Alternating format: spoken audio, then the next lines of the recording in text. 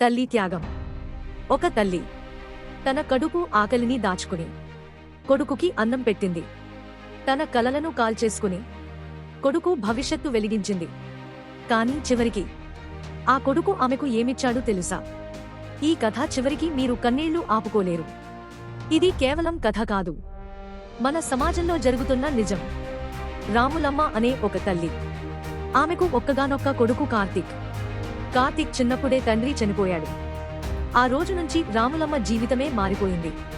పగలు ఇళ్లలో పనులు, రాత్రి బట్టలు కుట్టడం, అలా రోజు 18 గంటలు పనిచేసి కొడుకును చదివించింది.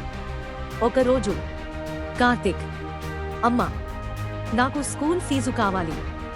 రాములమ్మ దగ్గర ₹1 కూడా లేదు. ఆమె తన మెడలో ఉన్న చివరి బంగారు తాళిబొట్టు తీసి అమ్మేసింది.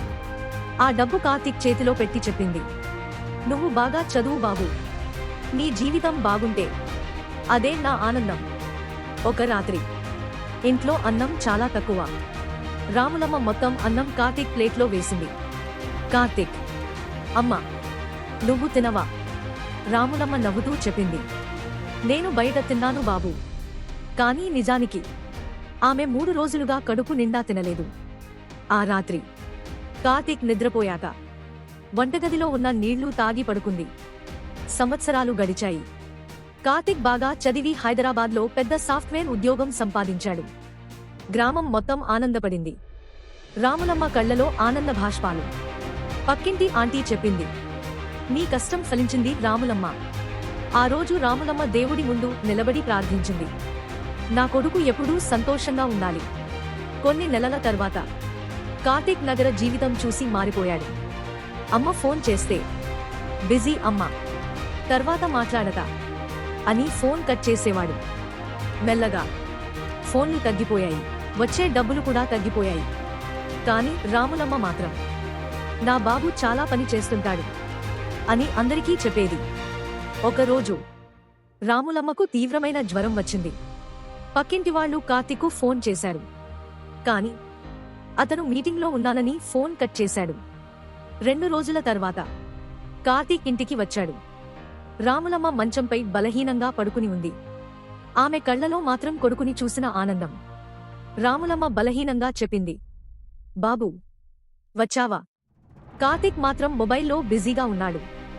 ఆ రాత్రి రాములమ్మ కార్తీక్ చేతిని పట్టుకుని చెప్పింది, నాకేమీ అవసరం లేదు బాబూ, నువ్వు ఎప్పుడూ సంతోషంగా ఉండాలి అంతే. కాని ఒక మాట గుర్తుపెట్టుకో, డబ్బు పోతే తిరిగి సంపాదించవచ్చు, కాని తల్లిదండ్రులు పోతే తిరిగి రారు. కార్తీక్ కళ్లలో చిన్న పశ్చాత్తాపం. కాని చాలా ఆలస్యమైపోయింది. మరుసటి ఉదయం రాములమ్మ ఇక లేరు. ఆమె చేతిలో ఒక చిన్న కవర్ ఉంది. కార్తీక్ దాన్ని తెరిచాడు. అందులో తన చిన్నప్పటి రిపోర్ట్ కార్డులు, చిన్న ఫోటోలు మరియు ఒక లేఖ. లేఖలో ఇలా ఉంది, నా బంగారు కొడుకుకి, నువ్వు చిన్నప్పుడు ఆకలితో ఏడిస్తే నా గుండె పగిలేది.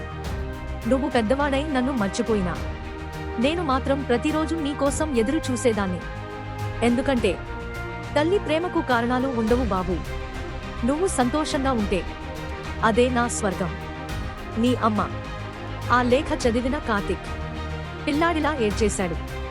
అమ్మ ఫోటోని కౌగిలించుకుని, అమ్మా, నన్ను క్షమించు అని అరవసాగాడు. కాని ఆ తల్లి తిరిగి రాలేదు. ప్రపంచంలో మనల్ని నిజంగా ప్రేమించేవాళ్లు ఇద్దరే, అమ్మా, నాన్న. వాళ్ళు బ్రతికున్నప్పుడు ప్రేమించండి, తర్వాత పశ్చాత్తాపపడినా ప్రయోజనం లేదు. ఈ కథ మీ హృదయాన్ని తాకితే ఒక అమ్మ కోసం కామెంట్లో హార్ట్ పెట్టండి.